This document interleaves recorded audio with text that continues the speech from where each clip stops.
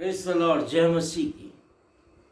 आज खजूर के इस रविवार की आराधना में अपने घरों में ही परमेश्वर ने हमें मौका दिया है। हम प्रभु को धन्यवाद देते हैं और हम अपने घरों में ही आज होशाना करें, हालेलुया करें, क्योंकि प्रभु हमारे साथ है। आज हम उसका आदर करें और अपने घरों में उसका स्वागत करें। यरूशलेम के अंदर उसका एक बड़ा स्वागत किया गया, लेकिन मेरे अजीजों, जिस भीड़ ने उसका स्वागत किया, अपने कपड़े उतारे, उसकी राह में बिछाए, खजूर की डालियां हाथ में लेकर के उस प्रभु की महिमा की। लेकिन मेरे अजीजों, प्रभु जो है वो भीड़ का परमेश्वर नहीं है, क्योंकि वही भीड़ जो अभी उसकी आराधना कर रही है कुछ दिनों बाद चिल्लाएगी उसे क्रूस पे चढ़ा। वो भीड़ का परमेश्वर नहीं है, वो व्यक्तिगत परमेश्वर है। सो आज जब प्रभु ने हमको मौका दिया है, आज इस खजूर रविवार में, तो हम परमेश्वर प्रभु यीशु मसीह के साथ व्यक्तिगत संबंध बनाए। आज की आराधना, खजूर की डालियां बेशक हमारे हाथ में हो भी सकता है, नहीं भी हो सकता, लेकिन हमारे हृदय में उल्लास है, खुशी है इस बात की कि प्रभु हमारे लिए इस दुनिया में आया है और हमें खुदा की आराधना करनी है। और याद रखिए कि जैसे प्रभु ने उस गदही के बच्चे को खोलने की आज्ञा अपने चेलों को दी, आज भी ऐसे बहुत से गदही के बच्चे बंधे हुए हैं अपने पाप के खूंटे से, जो प्रभु उनको अपने पास बुलाना चाहता है। और वो काम हमारा है कि हम उसको खोल के लाएं। तो आज जब हम आराधना कर रहे हैं, थोड़ी देर हम कुछ भाइयों के साथ आराधना करेंगे। आप जान रहे हैं कि इस बार चर्च में आराधना नहीं हो रही है, तो जो भाई हमारे बीच चर्च में आराधना करे हैं, हम धन्यवाद देते हैं। उस आराधना को हम थोड़ी देर करेंगे और उसके बाद भाई विंसेंट बेंजामिन का जो वचन प्रभु का उन्होंने शेयर किया है इस स्पेशल वीक में, क्योंकि वही हमारे मुख्य वक्ता इस बार हैं। बेशक वो आ नहीं पाए, लेकिन उनकी रिकॉर्डिंग उन्होंने भेजी है, जिसको कि वो आपको आज पैशन वीक में खुदा के वचन को हम उन्हीं के द्वारा सुनेंगे और शैतान लज्जित होगा और खुदा का वचन पूरा होगा। सो आइए हम थोड़ी देर आराधना में जाएं, फिर खुदा के वचन में जाएंगे और फिर हम प्रार्थना के साथ समाप्त कर देंगे।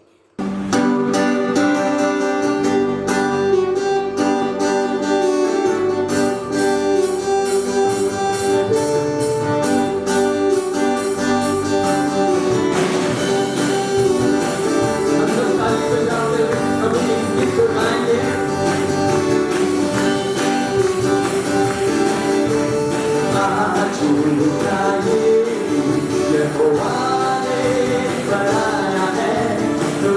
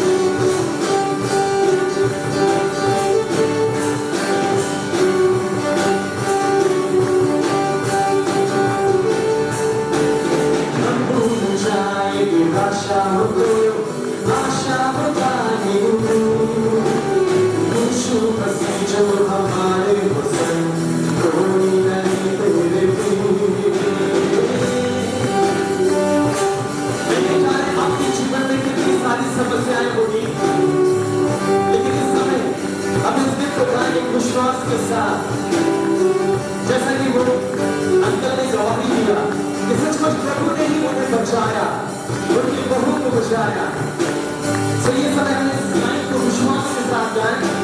हम भूल जाएंगे आशाओं को, आशाओं का ये यीशु मसीह जो हमारे हो संग, कोई नहीं तेरे बिन। आइए इस लाइन को हम भूल जाएंगे आशाओं को, आशाओं का ये यीशु मसीह जो हमारे हो संग, कोई नहीं तेरे बिन। आज के दिन ताली बजाकर हम गाएं,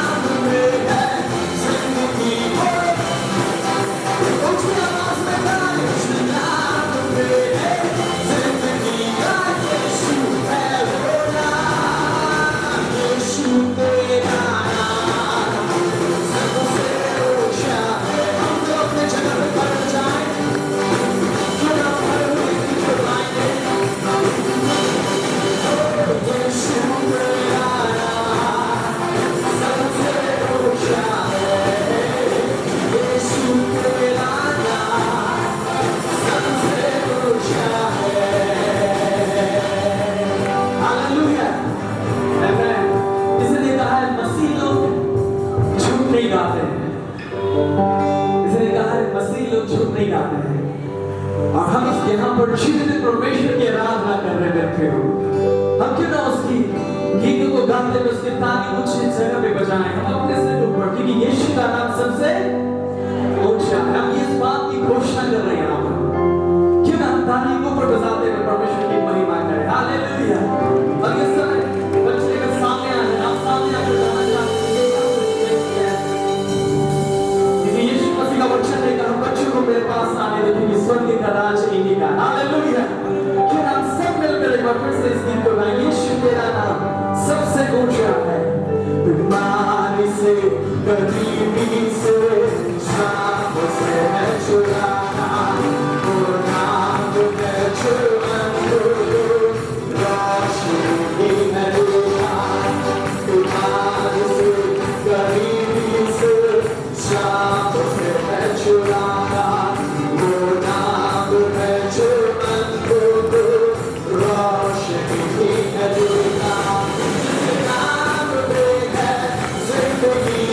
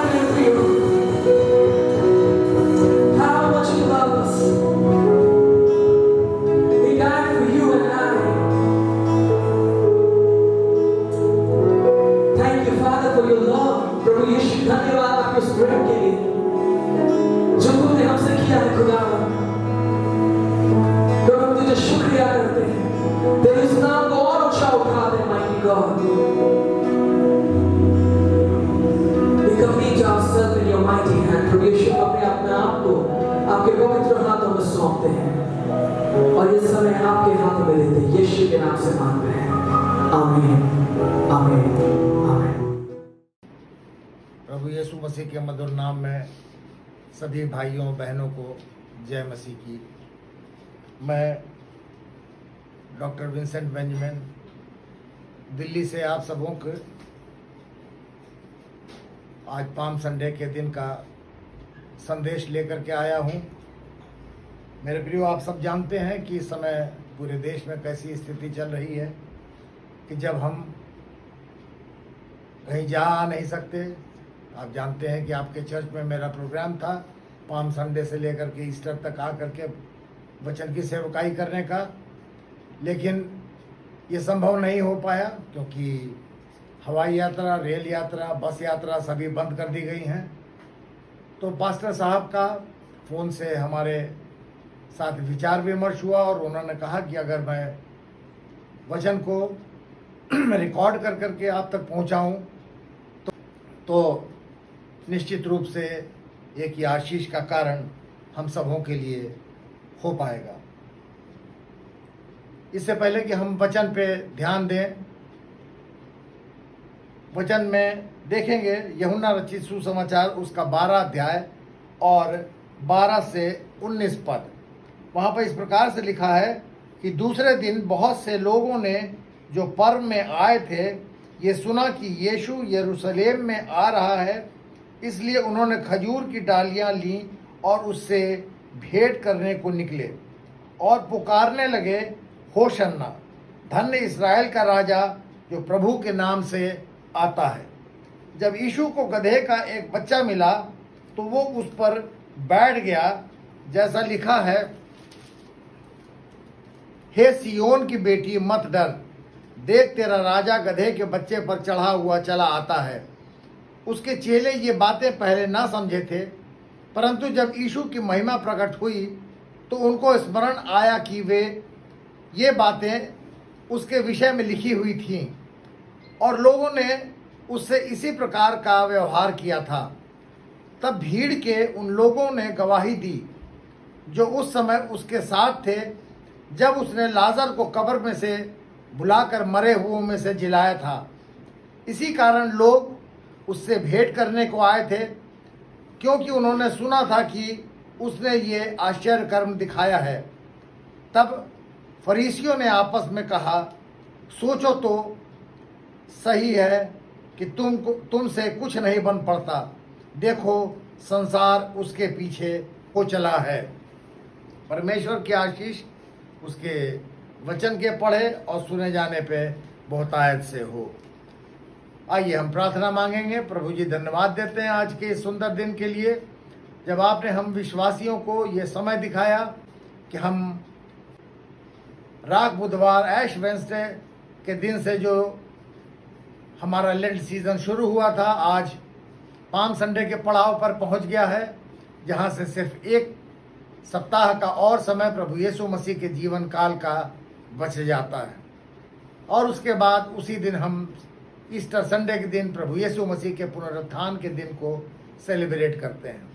प्रभु जी, जैसे कि प्रभु यीशु आज यरूशलेम के लिए आ रहे हैं, वहाँ यरूशलेम में प्रवेश कर रहे हैं, आपसे विनती है कि आप हमारे दिल रूपी यरूशलेम में भी प्रवेश करें। हम अपने दिल के दरवाज़ों को खोलते हैं। प्रभु, आप आइए और हमारे दिलों में प्रवेश करिए। प्रभु यीशु मसीह के नाम से मांगते हैं, आमीन। परमेश्वर का धन्यवाद हो और पास्टर का और पास्टर कमेटी का और आप लोगों का, जिन्होंने मुझे यह आमंत्रण दिया कि आप सबों के साथ परमेश्वर के वचन की सेवकाई की जा सके। मेरे प्रियो, पाम संडे यानी खजूर का इतवार हम जो मनाते हैं, तो ये खजूर के पर्व को मनाने में अगर आप चारों गॉस्पेल्स को पढ़ेंगे तो वहाँ पर पाएंगे कि खजूर की डालियों का वर्णन सिर्फ एक जगह यूहन्ना रचित सुसमाचार उसके 12 अध्याय के 13 पद में किया गया है और बाकी सुसमाचार में पेड़ की डालियों का वर्णन किया गया है। और प्रभु यीशु मसीह जब यहाँ पे आते हैं यरूशलेम में, तो उनका अभिनंदन, उनका स्वागत जो है वो खजूर की डालियों को हिला हिला करके और होशन्ना बोल करके किया गया। और इसीलिए आज के इस रविवार को खजूर का इतवार या पाम संडे हम कहते हैं। प्रभु यीशु मसीह के आगमन यानी एडवेंट को हम 2 बार देखते हैं। पहला एडवेंट जो है वो क्रिसमस के टाइम में मनाते हैं, जो प्रभु यीशु मसीह के आगमन का पहला आगमन एडवेंट का समय है। और दूसरा आगमन आज पाम संडे के दिन हम मनाते हैं, जब हम देखते हैं कि प्रभु यीशु मसीह यरूशलेम में आ रहे हैं। और तीसरा एडवेंट और उस समय होगा जब प्रभु यीशु मसीह बादलों पर चल करके हमारे पास फिर दोबारा पृथ्वी पर आएंगे। मेरे प्रियो, ये खजूर की डालियों को हिला करके अभिनंदन किया जाना इस बात का प्रतीक होता था कि जब कोई किसी बात के लिए किसी युद्ध में विजय को प्राप्त कर करके आता था, उसी प्रकार जैसे प्रभु यीशु मसीह ने मृत्यु पर विजय प्राप्त की और स्वर्ग पर चला गया, तो वहां पर भी उसका अभिनंदन खजूर की डालियां हिला हिला करके किया जा रहा है। जैसा कि प्रकाशित वाक्य उसके 7 अध्याय के 9वें पद में वचन कहता है, इसके बाद मैंने दृष्टि की और देखो, हरेक जाति और कुल और लोग और भाषा में से एक ऐसी बड़ी भीड़ जिसे कोई गिन नहीं सकता था, श्वेत वस्त्र पहने और अपने हाथों में खजूर की डालियां लिए हुए सिंहासन के सामने, मेमने के सामने खड़ी है। बड़ी भीड़ हाथों में खजूर की डालियां लिए हुए खड़ी है। और वो भीड़ जो खड़ी है और जो भीड़ यहाँ पे यरूशलेम में यीशु मसीह के साथ साथ आ रही है, वो होशन्ना के नारे लगा रही है। मेरे प्रियो, होशन्ना का मतलब ये होता है, अगर उसका एलेबोरेट पूरा विस्तृत माने जानना चाहेंगे, अगर मायने उसका हम मीनिंग समझना चाहेंगे, तो भजन संहिता उसके 118 के 25 और 26 पद को अगर हम पढ़ें तो डिटेल्ड उसका मतलब होशन्ना का है कि उसका क्या मतलब होता है। और ये होशन्ना का अगर शब्द देखें और समझें तो उसका मतलब होता है धन्यवाद देना, जो सहायता हमको मिलती है उसके लिए पुकारना या उसके लिए धन्यवाद देना, और मार्गदर्शन के लिए परमेश्वर की ओर धन्यवाद देना या उसकी ओर आवाज़ लगाना कि परमेश्वर हमारा मार्गदर्शन करे। तो ये हम पाते हैं कि होशन्ना का ये मतलब धन्यवाद, सहायता और मार्गदर्शन के लिए किया जाता है। इसका एक पर्यायवाची शब्द अगर इंग्लिश में हम देखें तो वो होता है हेल। हेल शब्द यानी धन्य। धन्य जो हेल मेरी रोमन कैथलिक लोग अपनी प्रार्थना को करते हैं, तो इसका हिंदी में वो ट्रांसलेशन है धन्य मारिया, धन्य माता मरियम। तो मरकुस रचित सुसमाचार उसके 11 अध्याय के 9 और 10 पद में हम पाते हैं कि वहां पर प्रभु यीशु मसीह को लोग जो थे वो सोचते थे कि प्रभु यीशु मसीह दाऊद राजा की तरह से राजा बनकर के यरूशलेम में प्रवेश करेगा, और इसीलिए लोग उसके आगे आगे पीछे पीछे चिल्लाते हुए, जोर जोर से चिल्लाते पुकारते हुए होशन्ना होशन्ना, और ये कहते हुए, जैसा कि मत्ती रचित सुसमाचार उसके 23 अध्याय के 39 पद में लिखा है, धन्य है वो जो प्रभु के नाम से आता है, हमारे पिता दाऊद का राज्य जो आ रहा है, धन्य है आकाश में होशन्ना। तो लोग वहां पर प्रभु यीशु मसीह को ये सोचते थे, उनकी आशा थी, वो उम्मीद लगाए हुए थे कि प्रभु यीशु मसीह राजा दाऊद की तरह से प्रवेश करेंगे यरूशलेम नगर में। प्रभु यीशु मसीह यरूशलेम में पूर्व की ओर जो दरवाजा बना हुआ था उधर से वो प्रवेश करते हैं। वो दरवाजा युद्ध के समय या फसह के पर्व के समय में एक बार साल में खोला जाता था, और वो पाम संडे का दिन जो कि फसह के पर्व की तैयारी का दिन था इसलिए खोला गया था।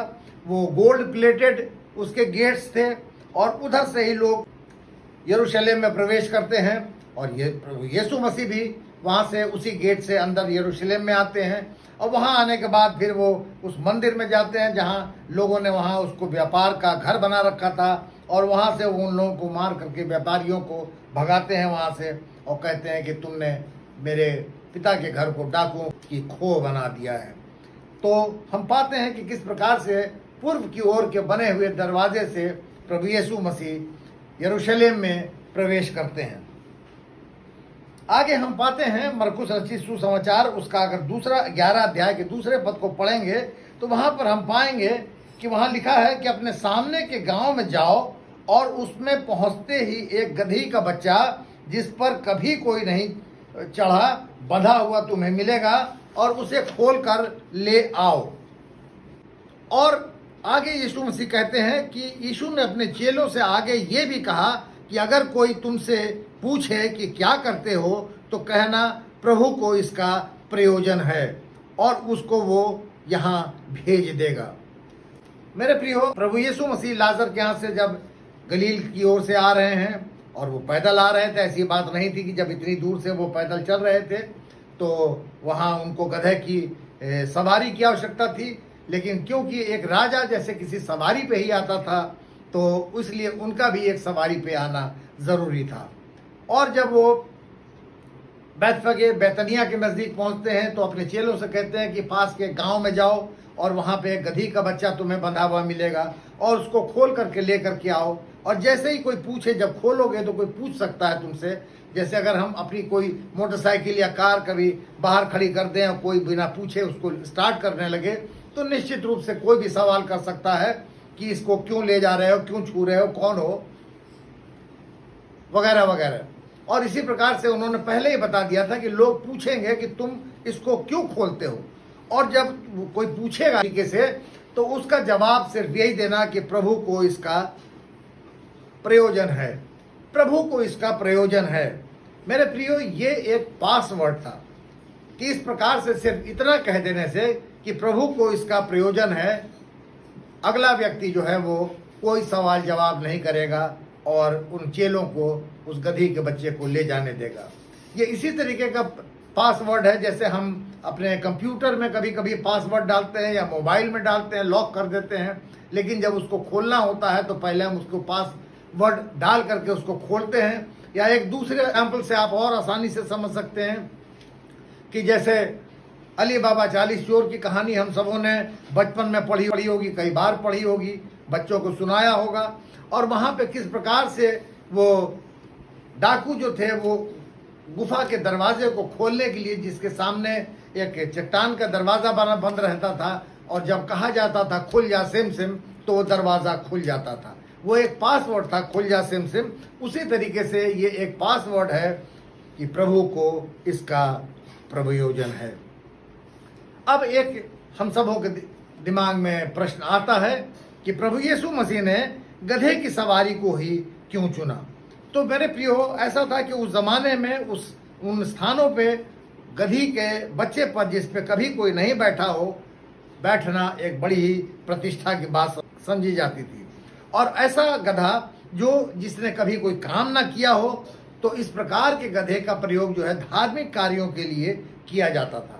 घोड़े की सवारी, घोड़े पे चढ़ करके बैठ करके चलना जो था वो ये समझा जाता था कि ये एक युद्ध का प्रतीक है, कि व्यक्ति युद्ध करने के लिए जा रहा है। लेकिन गधे पर जब आदमी कोई व्यक्ति अगर सवारी करके चलता था तो वो इस बात का प्रतीक था कि गधा चूंकि शांति, नम्रता, सिधाई, सरलता और बोझ ढोने का प्रतीक है, तो ये माना जाता था कि ये एक शांति का समय है और ये व्यक्ति लड़ाई झगड़े, युद्ध वगैरह से दूर है।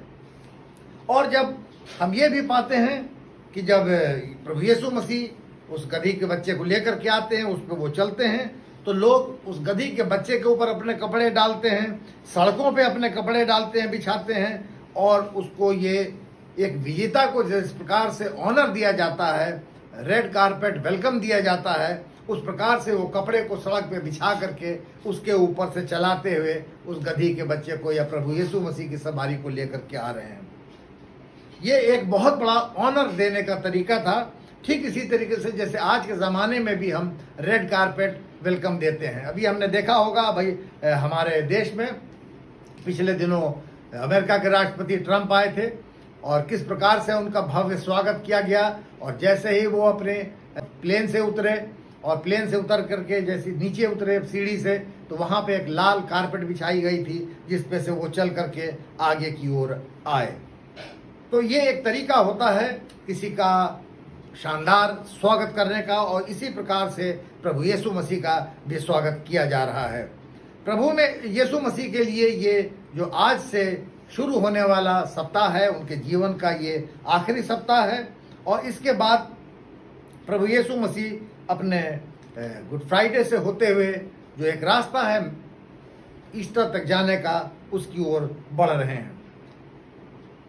यरूशलेम जो है ये जॉर्डन के 18 मील उत्तर की ओर और समुद्र तल से 2500 फीट ऊपर है। इसके उत्तर को छोड़ करके बाकी 3 तरफ से पहाड़ियों से ये घिरा हुआ है और यहाँ पे प्रभु यीशु मसीह का एक शानदार अभिनंदन किया जाता है। और जब अभिनंदन कर रहे हैं तो वहाँ पे सिर्फ यरूशलेम वासी ही नहीं थे, बल्कि उसके साथ साथ गलीली भी थे जो वहाँ पे उनका शानदार स्वागत कर रहे हैं। और इसी प्रकार से स्वागत कर रहे हैं जैसे एक राजा का स्वागत किया जाता है उसके आगमन पर।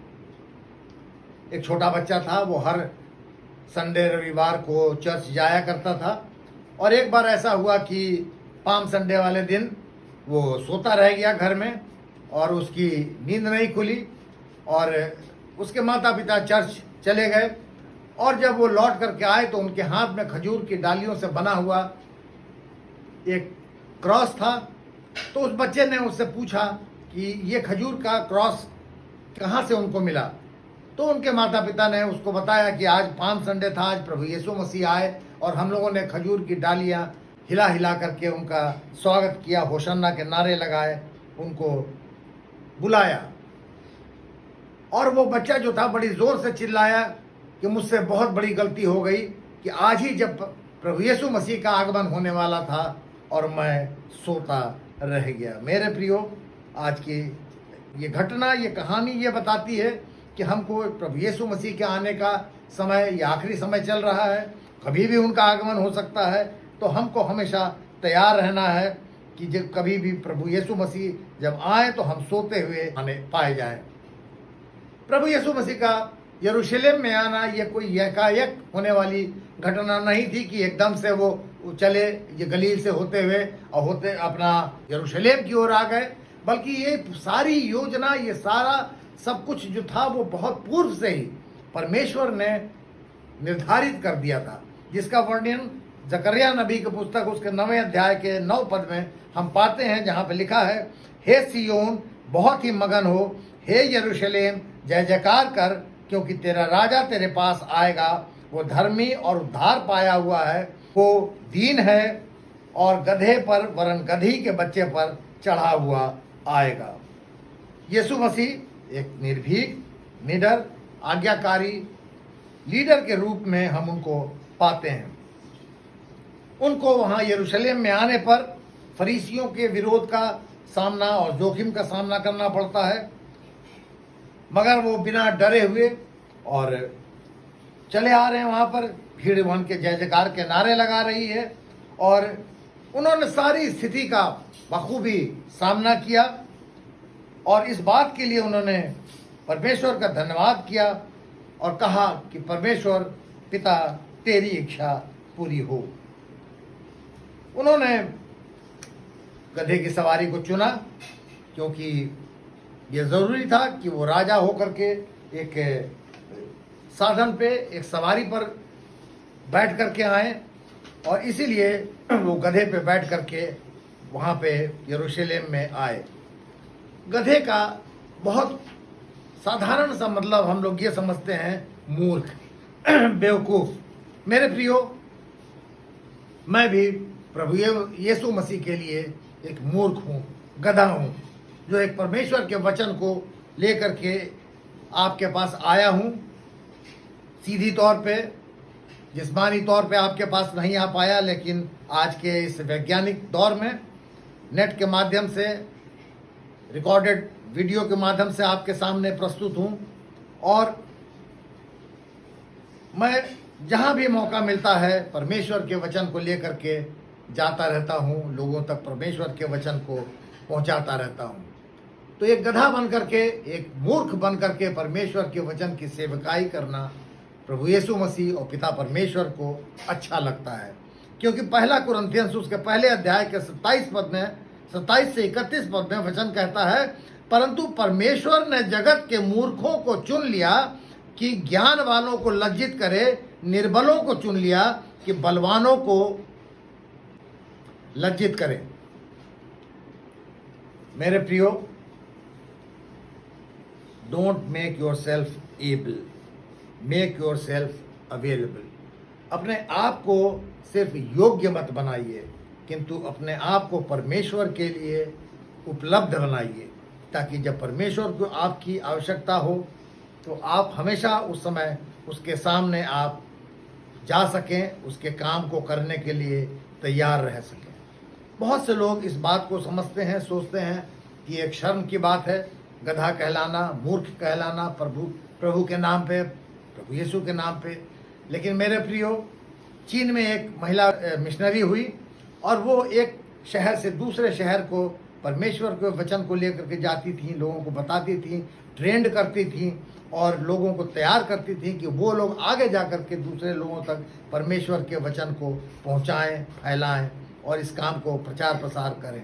वो अपने आप को कहती थी कि मैं प्रभु यीशु मसीह के लिए उसका गधा हूँ। मेरे प्रियो, हम में से हर एक जन को अपने आप को मूर्ख और गधा परमेश्वर के लिए, प्रभु यीशु मसीह के लिए बनाने के लिए तैयार रहना चाहिए। मेरे प्रियो, प्रभु यीशु मसीह जिस समय यरूशलेम में आए तो उस समय, क्योंकि वो शांति का समय था, तो ये कोई दिखावे की उनकी शान और शौकत की आवश्यकता नहीं थी कि वो दिखाते कि वो घोड़े पे बैठ करके आ रहे हैं और उस शहर में वो भी आ रहे हैं जिस शहर ने उनको कभी नहीं स्वीकारा। उस यरूशलेम में आ रहे हैं क्योंकि उनको वहाँ ये संदेश देना था कि हे यरूशलेम के वासियों, अपने मन को फिराओ। वो कह रहे थे अपने मन को फिराओ। वो निरंतर लोगों को परमेश्वर का संदेश दे रहे थे, क्योंकि उनका संदेश जो था वो महिमा से भरा हुआ परमेश्वर के संदेश को लोगों तक दिया गया था। मेरे प्रियो, ये वही भीड़ थी जो आज उनके जय जयकार के नारे लगा रही है, लेकिन वक्त आने पे कोई भी उनके साथ देने के लिए उनके साथ खड़ा नहीं है। ये वही भीड़ है जो गलील में जब 5000 की भीड़ को प्रभु यीशु मसीह ने मछली और रोटी खिलाई और फिर वहाँ से जब वो कफरनहूम चले आए तो ये भीड़ पीछे पीछे भागते भागते उनके पीछे आई और उससे पूछने लगी कि हे रब्बी, तू यहाँ कब आया? और तब प्रभु यीशु मसीह उनसे कहते हैं, यूहन्ना 6 उसके 25 और 26 पद में, कि और झील के पार उससे मिलकर कहा, हे रब्बी, तू यहाँ कब आया?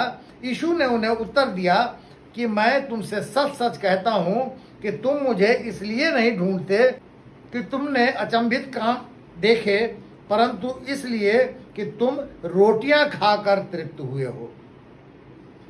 आज शायद हम सब भी प्रभु यीशु मसीह को इसीलिए ढूंढते हैं या तलाशते हैं कि हम सब अपनी इच्छाओं को पूरा करना चाहते हैं। हम चाहते हैं कि हमको ये मिल जाए, हमारा ये काम हो जाए, हमारा वो हो जाए, और इसलिए हमको प्रभु यीशु मसीह की आवश्यकता है। मेरे प्रियो, इसमें कोई शक नहीं कि ये अंत का समय है और इस समय वो ये भीड़ जो इस समय उनके होशन्ना के नारे लगा रही है, ठीक 5वें दिन उनके लिए चिल्लाएगी कि इनको क्रूस दो, क्रूस दो। और वो जानता था कि ये जो ताजपोशी क्रूस रूपी सिंहासन पे उसकी होनी है, सूली पे उसको ठोक करके कीलों से और कांटों का ताज पहना करके किया जाना है, उसकी तैयारी के लिए वो यरूशलेम में आया। यीशु ने किसी राज्य को स्थापित नहीं किया, लेकिन फिर भी वो राजा था। वो पहले भी उसने राज किया, वो आज भी राज कर रहा है, क्योंकि उसका राज्य जो है वो सत्य का है और उसके राज्य के हम लोग लॉयल, वफादार विश्वासी हैं। क्या हम वास्तव में उसके मन, वचन और कर्म से वफादार हैं? क्योंकि प्रभु यीशु मसीह कहते हैं, पापों से मन फिराओ ताकि हमारा उद्धार हो सके। यशायाह नबी की पुस्तक उसके 62 अध्याय के 11 पद में लिखा है कि देखो, यहोवा ने पृथ्वी की छोर तक इस आज्ञा का प्रचार किया है, हे सियोन की बेटी से कहो, देख तेरा उद्धार करता आता है, देख जो मजदूरी उसको देनी है वो उसके पास है, उसका काम उसके सामने है। हमारे सामने हमारी समस्या ये है कि हम तमाम वो दुनियावी बातें, ईर्ष्या, द्वेष, लालच, घमंड और ऐसी चीज़ों में पड़े रहते हैं जो हमको छोड़ने को तैयार नहीं है। हम ये समझते हैं कि ये सब चीज़ें तो बड़ी मामूली हैं, इनसे कोई फ़र्क नहीं पड़ता, और हम इन्हीं के पीछे भागते हैं बजाय ये सोचने के कि कितना उद्धार हमारे लिए ज़रूरी है। मेरे प्रियो, प्रभु यीशु मसीह के जीवन को अगर हम देखते हैं, उनकी स्थितियों को पढ़ते हैं, तो हम बहुत सी चीज़ों का विरोधाभास भी हम पाते हैं जो सामने हमारे आता है। और उनमें से कुछ चीज़ें ऐसी हैं कि लोग ये सोचते थे कि ये आशा थी कि प्रभु यीशु मसीह घोड़े पर सवार होकर के आएगा क्योंकि वो राजा था, लेकिन उसने एक गधे को सवारी के लिए चुन लिया। वो राजा बन करके आया पर उद्धारकर्ता बन करके मरा। यीशु का जीवन तमाम तरीके के विरोधाभासों से भरा हुआ है। उसने अपने को कहा कि वो जीवन की रोटी है, लेकिन उसने अपनी मिनिस्ट्री, अपनी सेवकाई को भूखे फास्ट से प्रारंभ किया। उसने कहा जीवन का वो जल है, लेकिन उसने प्यासे रह करके अपनी मिनिस्ट्री को समाप्त किया। वो भूखा रहा, लेकिन उसने ईश्वर की नाई भूखों को खिलाया। वो थका हारा होता था, लेकिन वो दूसरों को सुख देता था। वो दीन बना, फिर भी वो राजा है। उसको लोग दुष्ट कहते थे, लेकिन वो दुष्ट आत्माएं निकालता था। वो प्रार्थना करता था, तो फिर भी वो दूसरों की प्रार्थना को भी सुनता था। वो रोया, पर वो दूसरों के आंसू भी पोंछता था। उसको 30 सिक्कों के लिए बेच दिया गया, पर उसने पापियों को बचाने के लिए अपने खून का दाम चुकाया और पापियों को अपने खून से खरीद लिया। उसको भेड़ की नाई बध किया गया, जबकि वो चरवाहा है। उसने अपना जीवन दिया, पर उसने मरकर मृत्यु को नाश कर दिया। वो पूर्ण रूप से मानव है, वो पूर्ण रूप से परमेश्वर है, वो पृथ्वी का सार्वभौम प्रभु है। वो मनुष्य बना और हमारे छुटकारे के लिए दाम दिया। वो राजाओं का राजा बन करके फिर आएगा। यीशु हमसे प्यार करते हैं। प्रभु यीशु हमको अपने साथ रखना चाहते हैं। वो चाहते हैं कि हम उसके प्यार को समझें। लेकिन मेरे प्रियो, समस्या ये है कि हम सब सोए हुए हैं। एक कीथ मिलर नाम के प्रचारक हुए और उन्होंने अपने जीवन की घटना लिखी। और वो इस प्रकार से थी कि रात में एक बार जब वो सो रहे थे और उनकी छोटी बेटी उनके बगल में सो रही थी, बगल के बेड पे, और रात में कमरे में नाइट बल्ब लाल कलर का जल रहा था और उनकी नींद खुली तो उन्होंने देखा कि उनकी छोटी बेटी जो है वह गहरी नींद में सो रही है और कमरे के उस नाइट बल्ब की लाल रोशनी उसके चेहरे पे पड़ रही है और वो बहुत ही खूबसूरत लग रही है। और वो देख करके एक पिता का अपनी बेटी के लिए जैसे दिल में प्यार उमड़ता है, उनके दिल में प्यार उमड़ने लगा।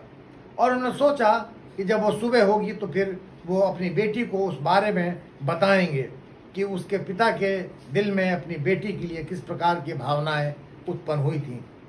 लेकिन दूसरे ही पल उनको जब ये ख्याल आया कि वो जब बच्ची जो है वो बड़ी होगी तो वो उस बात को भूल जाएगी। और इसलिए भूल जाएगी क्योंकि उसको तो कुछ पता ही नहीं था कि क्या बातें थी, क्योंकि वो सो रही थी। मेरे प्रियो, हम भी शायद सोए हुए हैं। हमें भी नहीं पता कि हमारा पिता, हमारा प्रभु यीशु मसीह हमसे कितना प्यार करता है। प्रभु यीशु मसीह के समय भी ऐसा ही था। लोग सोए हुए थे, अनभिज्ञ थे, उनको पता ही नहीं था, परमेश्वर के प्रेम के बारे में कुछ नहीं पता था। लोग ईश्वर को एक डरावनी चीज समझते थे, लोग डरते थे परमेश्वर के नाम से, परमेश्वर से। और यीशु से एक बार उन लोगों ने पूछा कि ईश्वर से हम प्रार्थना कैसे करें, ईश्वर को हम क्या कह करके पुकारें। और तब यीशु मसीह ने उनको बताया कि ईश्वर को हम हे पिता, अब्बा, फादर पुकारें, क्योंकि परमेश्वर एक प्यार करने वाला पिता है। वचन भी लोगों को नींद से जाग जाने के लिए कहता है और ये हाई टाइम है मेरे प्रियो कि हम सब जाग जाएं। हम सब निरंतर देख रहे हैं किस प्रकार की घटनाएं हो रही हैं इस समय, किस प्रकार से कोरोना वायरस का हाहाकार मचा हुआ है।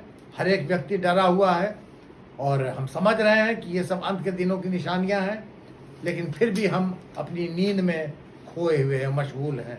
हम जागना नहीं चाहते, हम समझना नहीं चाहते, हम देखना नहीं चाहते। रोमियो की पुस्तक उसके 13 अध्याय के 11 से 14 पद में वचन कहता है, और समय को पहचान कर ऐसा ही करो, इसलिए कि अब तुम्हारे लिए नींद से जाग उठने की घड़ी आ पहुंची है। अब नींद से जाग उठने की घड़ी आ पहुंची है। पहला कुरिन्थियंस उसके 15 अध्याय के 34 पद में वचन कहता है, धर्म के लिए जाग उठो। मेरे प्रियो, आज ये समय आ गया है कि अगर हम सब सोए हुए हैं तो हम सब जाग जाएं और उस घड़ी में उस समय से, उस स्थिति से अपने आप को देखें, संभालें और जग करके हम जानें कि परमेश्वर हमसे प्यार करने वाला है। यीशु मसीह जो गधे पर सवार होकर के यरूशलेम में शांति और प्रेम का संदेश देने के लिए आया था, वो आज भी हम सबों को जगा करके वही प्रेम और वही संदेश हमको भी देना चाहता है, हमको वो अनुभव कराना चाहता है। वो हमारे दिलों में शांति और प्यार और मन फिराने का संदेश लेकर के आया है। क्या हम इसके लिए तैयार हैं? Are we ready to let him enter our hearts? क्या हम इसके लिए तैयार हैं कि प्रभु यीशु मसीह हमारे दिल रूपी यरूशलेम में प्रवेश करें? एक पेंटर ने बड़ी सुंदर पेंटिंग बनाई और उस दरवाजे पे, उस दरवाजे की पेंटिंग थी और दरवाजे के ऊपर लिख दिया डोर ऑफ हार्ट। तो किसी ने उससे पूछा कि इस दरवाजे को तो तुमने बनाया है, लेकिन इसमें खोलने के लिए दरवाजे के ऊपर हैंडल तो लगाया ही नहीं, तो आदमी अंदर प्रवेश कैसे करेगा? तो उस पेंटर ने जवाब दिया कि ये दरवाज़ा, इसका हैंडल जो है वो अंदर से है, इसको बाहर से खोल करके प्रवेश नहीं कर सकता आदमी, लेकिन इसमें प्रवेश करने के लिए दरवाजे को अंदर से खोलना पड़ता है। इसी प्रकार से जब तक हम अपने दिल के दरवाजे को अंदर से नहीं खोलेंगे तो प्रभु यीशु मसीह हमारे दिल के दरवाजे के अंदर से हमारे दिलों में प्रवेश नहीं कर पाएगा। प्रभु यीशु मसीह हमारे दिल के दरवाजे पर खड़े हुए हैं। मेरे प्रियो, क्या हम भी अपने स्वभाव को गधे के स्वभाव की तरह बनाना चाहते हैं? नम्र और दीन बनाना चाहते हैं? वो बोझ उठाने वाला बनाना चाहते हैं? क्या हम तैयार हैं कि अपने आप को प्रभु यीशु मसीह के लिए काम करने वाला बनाएं? और क्या हम उस शब्द को सुन रहे हैं, उस पासवर्ड को सुन रहे हैं जो प्रभु यीशु मसीह हमारे लिए उपयोग कर रहा है कि प्रभु को हमारा प्रयोजन है? मेरे प्रियो, क्या हम तैयार हैं? प्रभु को हमारा, आपका, आपका, आपका, आपका, सबों का प्रयोजन है। क्या आप और हम उसकी आवाज़ को सुन रहे हैं? वो कह रहा है कि हम प्रभु को हमारा प्रयोजन है। दो दोस्त थे और एक शहर का था और एक गांव का रहने वाला था। और गांव का रहने वाला दोस्त जो था वो अपने मित्र के पास शहर पे मिलने के लिए आया। तो शहर का दोस्त उसको लेकर के शाम के टाइम में घुमाने के लिए एक पार्क में ले गया, जो पार्क चौराहे पे बना हुआ था। उसके चारों ओर सड़क थी, गाड़ियां आ जा रही थी। और जब वो टहल रहे थे तो गांव वाले दोस्त ने उससे कहा कि मुझे एक झिंगुर की आवाज़ सुनाई दे रही है। तो शहर वाले दोस्त ने उससे कहा कि ऐसे कैसे हो सकता है, इतनी शोर, इतनी गाड़ियों की आवाज़, हॉर्न की आवाज़, लोगों के शोरगुल, और तुमको इतनी भीड़ में, इतनी शोरगुल में, आवाज़ में ये गाड़ियों की आवाज़ कहाँ से सुनाई दे गई? तो उस व्यक्ति ने कहा कि नहीं, मुझे साफ साफ झिंगुर की आवाज़ सुनाई दे रही है। और उसने फिर कहा कि अच्छा, इस गमले को हटाओ। और जब उसके शहरी दोस्त ने गमले को हटाया तो देखा कि उसके नीचे एक झिंगुर था और उसे बड़ा ताज्जुब हुआ और वो उससे पूछने लगा कि तुमको ये झिंगुर की आवाज़ कैसे सुनाई दे गई? तो उसने, देहात के जो गांव का जो दोस्त था, उसने उसको कहा कि देखो, जो तुम सुनना चाहते हो, जहाँ तुम्हारा मन लगा रहता है, तुमको वही चीज़ सुनाई देती है। शहर का दोस्त इस बात को मानने के लिए तैयार नहीं हुआ। तो उसने कहा, देखो, गांव वाले दोस्त ने कहा कि मैं तुमको इस चीज़ का नमूना दिखा करके बताता हूँ। और वो उसको लेकर के बाहर फुटपाथ पे गया और उसने अपनी जेब में हाथ डाला, उसमें से कुछ सिक्के निकाले और सिक्के निकाल करके उस फुटपाथ पे, जो कंक्रीट का था, सीमेंटेड फुटपाथ, उस पर गिराया और जैसे ही वो सिक्के टन टन कर करके गिरे नीचे खनखनाते हुए, तो सारे लोग जो आगे पीछे जा रहे थे सब मुड़ मुड़ के देखने लगे और अपनी अपनी जेब को टटोलने लगे कि कहीं उनकी जेब से तो पैसा नहीं गिरा है। और उसने कहा, देखो इतनी भीड़, इतनी शोर शराबे में सब ने उस पैसे की खनक को, टनटनाहट को, आवाज़ को सुन लिया, क्योंकि सबका ध्यान जो है उस पैसे की ओर लगा हुआ है। तो मेरे प्रियो, हमारा किसी भी आवाज़ को सुनना इस बात पर निर्भर करता है कि हमारी ज़िंदगी में कौन सी चीज़ कितनी इम्पोर्टेंट है। हम कौन सी चीज़ों को, सांसारिक चीज़ों को, टेम्पटेशंस को हम कितना इम्पोर्टेंस देते हैं। क्या हमारे लिए सांसारिक चीज़ें ही सबसे ज़्यादा इम्पोर्टेंट तो नहीं है? क्या हमारी ट्यूनिंग या हमारी संगति प्रभु यीशु मसीह के साथ है? क्या हमको उसकी आवाज़ सुनाई देती है? क्या हम सुनते हैं कि प्रभु यीशु मसीह जब हमको आवाज़ दे करके बुलाता है? प्रभु यीशु मसीह के प्रथम आगमन के समय तो प्रियो हम नहीं थे यरूशलेम में। जब प्रभु यीशु मसीह का आज के दिन आगमन हुआ उस समय तो हम नहीं थे, लेकिन दूसरे आगमन के समय में जब वो बादलों पर आएगा तब उस समय हम उसे अवश्य देखेंगे, और हम उस समय चाहे जीवित हों या कब्र में हों। वचन कहता है पहला थिस्सलुनीकियों उसके 4 अध्याय के 16 और 17 पद में, क्योंकि प्रभु आप ही स्वर्ग से उतरेगा, उस समय ललकार और प्रधान दूत का शब्द सुनाई देगा और परमेश्वर की तुरही फूंकी जाएगी, और जो मसीह में मरे हैं वे पहले जी उठेंगे। तब हम जो जीवित और बचे रहेंगे उनके साथ बादलों पर उठा लिए जाएंगे कि हवा में प्रभु से मिलें, और इस रीति से हम सदा प्रभु के साथ रहेंगे। मेरे प्रियो, क्या हम तैयार हैं प्रभु यीशु मसीह की उस आवाज़ को सुनने के लिए जो वो हमको दे रहा है? क्या हम उसका स्वागत करने के लिए तैयार हैं? अगर नहीं तो आज समय है, इसी समय है कि हम अपने आप को तैयार करें, तौबा करें अपने गुनाहों से और नींद से जाग जाएं। प्रभु यीशु मसीह का स्वागत करने के लिए हम सब तैयार हो जाएं। परमेश्वर आप लोगों को बहुतायत की आशीष दे। आमीन। आज खजूर के इस पर्व में परमेश्वर के दास ने जो संदेश दिया, हम धन्यवाद देते हैं। मेरे अजीजों, अपने हृदय में आज हम प्रभु की महिमा अपने घरों में करें और इस वचन के अनुसार अपने जीवन में हम खुश रहें, उस खुदावन की आराधना करते रहें। आइए अंत में प्रार्थना करें। प्यारे प्रभु, हम धन्यवाद देते हैं और आपकी महिमा करते हैं। आपने अनुग्रह किया। आज बेशक आपके भवन में हम नहीं हैं, लेकिन जिस भवन को आपने बनाया, यानी प्रभु ये हृदय, ये शरीर, हम अपने घरों में इसके द्वारा आपकी आराधना कर रहे हैं और हालेलुया और होशाना कर रहे हैं। आपको धन्यवाद देते हैं प्रभु। और प्रभु, ऐसा ना हो कि जैसे आपने यरूशलेम को देखा तो आप रोए। ऐसा ना हो कि हमारे हृदय की हालत को देखकर आप रोए, बल्कि प्रभु हम सच्चे रूप से पश्चाताप करते हुए आपके निकट आए और आपकी महिमा करने पाए। हर एक पर आपकी आशीष चाहते हैं और प्रभु आपका अनुग्रह चाहते हैं। जल्द से जल्द प्रभु आप हमको मिलने का मौका दें कि आपकी महिमा करें। सारी आदर महिमा आपको मिले यीशु के नाम से, आमीन। प्रभु की प्रार्थना करेंगे। हे हमारे पिता, तू जो स्वर्ग में है, तेरा नाम पवित्र माना जाए, तेरा राज आए, तेरी मर्जी जैसे आसमान में पूरी होती है जमीन पर भी हो।